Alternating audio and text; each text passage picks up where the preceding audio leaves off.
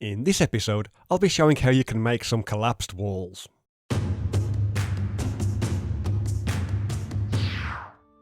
Hello and welcome back.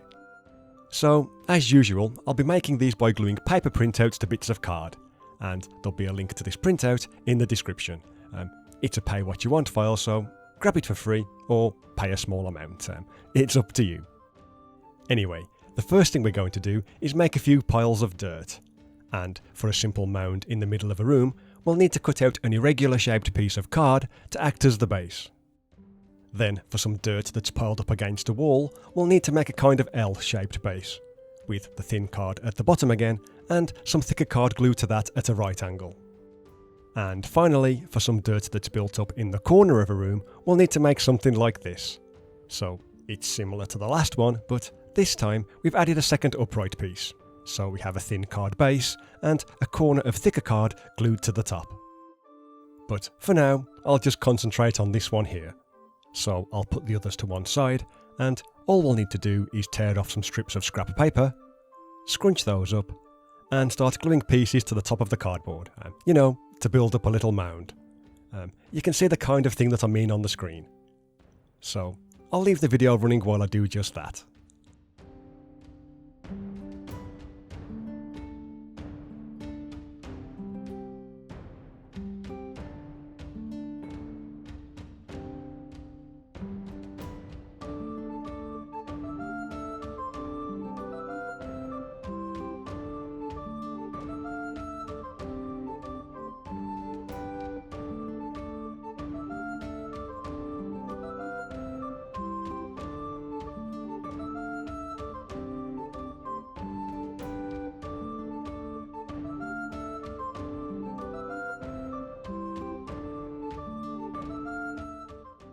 Okay then, so when that's a size and shape that you're happy with, we can then add some more hot glue over the top to secure it all in place. And as you'll see in a minute, I tend to do this a couple of times, letting it dry in between, just to fill in any holes and to create a kind of gentle slope down towards the edges of the card. So instead of skipping ahead, I'll leave the video running again so that you can see the whole process.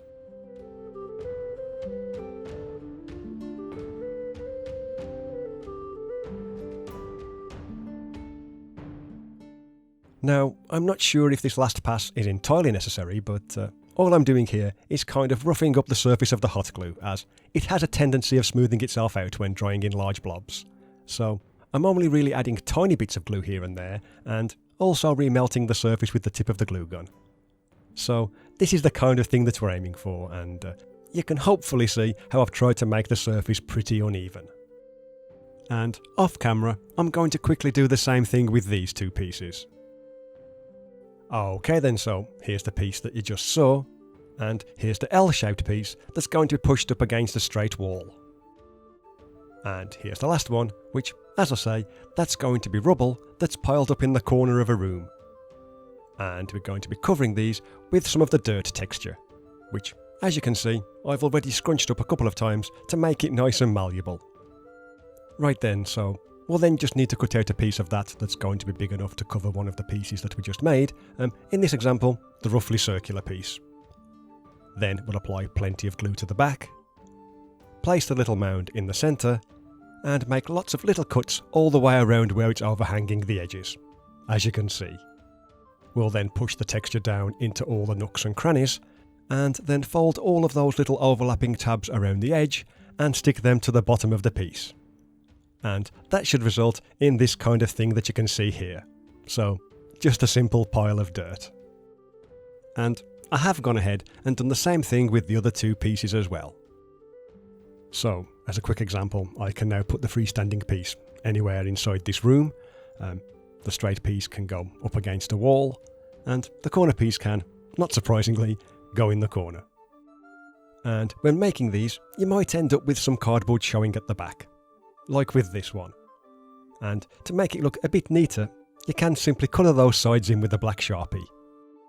But yeah, with that, that's the dirt piles done. Right then, so to make the bricks, we'll take the brick textures and glue those to some thin cereal box card. So that's all I'm doing here. There you go. Then either before or as we're cutting it out, we're going to need to score it along these 4 lines here, just to make it easier to fold later on, and I tend to do that as I'm cutting it out. Anyway, to speed things along, here's one that's had plenty of time to dry, and as I just mentioned, I'm only cutting out the outer shape, and just scoring the lines that I just highlighted, though it is hard to tell the difference from this angle.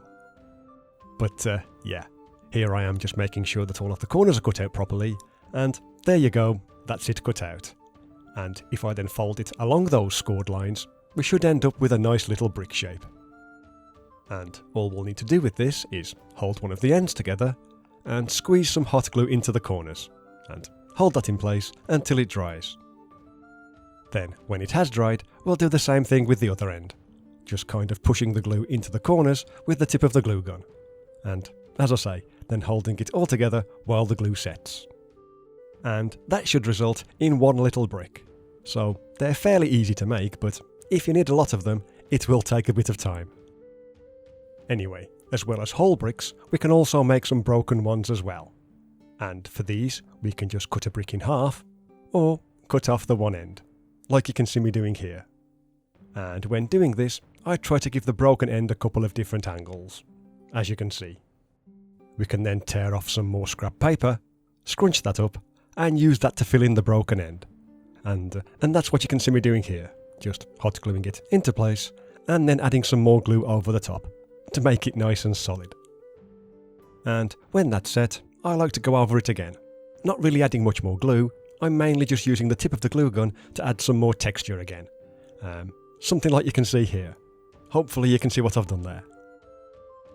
Anyway, next we're going to scrunch up a piece of the stone pattern and cut out a piece that's big enough to cover the broken end of the brick. And then, using a regular glue stick, we'll need to glue that over the top of the hot glue, and trim that to size as neatly as possible with a sharp pair of scissors, which is what you can see me doing here. And with any luck, that should result in this kind of thing. So yeah, that does look somewhat like a broken brick. And as you've probably guessed, we'll need to make a few of these. So here's one where I've cut away the bottom, so that when it's glued to the base, it will look like it's half buried in the dirt. And here's another one where I've made it look as though the corners have been chipped. And another one where I've angled the bottom edge and chipped one of the corners as well. But like I say, even though they're pretty easy to make, when making a lot of them, it can be a bit time consuming, so just making bricks in a more traditional way, from foam that you'd paint, wash and dry brush and all that kind of stuff, that might be a better option if you're looking to make something quick. But I wanted something to match the aesthetic of the rest of my terrain pieces, so that's why I ended up going this route. Anyway, once we've got a whole bunch of those made, some broken, some still in one piece, we can then start gluing them on top of the piles of dirt that we made earlier.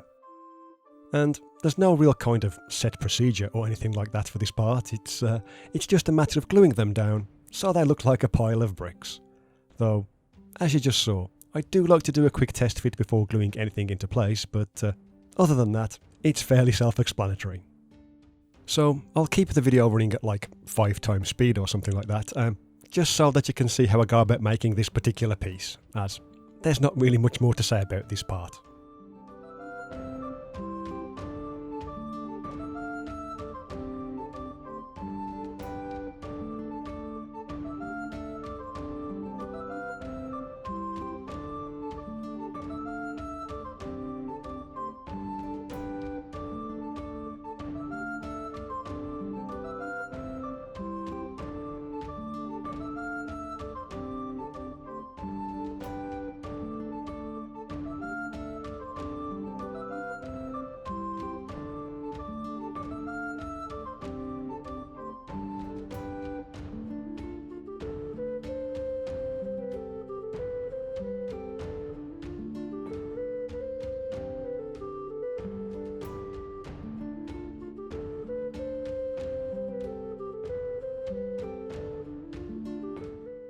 And there you go, there's the finished piece of corner rubble.